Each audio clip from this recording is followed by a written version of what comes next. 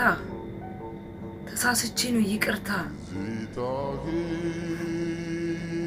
ወደ ነበረበት ቦታ ይመለሳል አይመለስም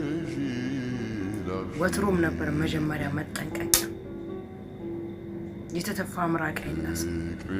ይቅርታ የህሊናን ጸጸትን ገደብ ይሰጠዋል እንጂ የተሰበረን ልብ ሊጠግን አይችልም አያችሁት ያው ይቅርታ አሉ አንዳንድ ሰዎች ልብን እንደ ድቅድቅ አርግተው አፍርሰው ገድለውክ ይቅርታ እየጠየቁ በይቅርታ ተሸሽገው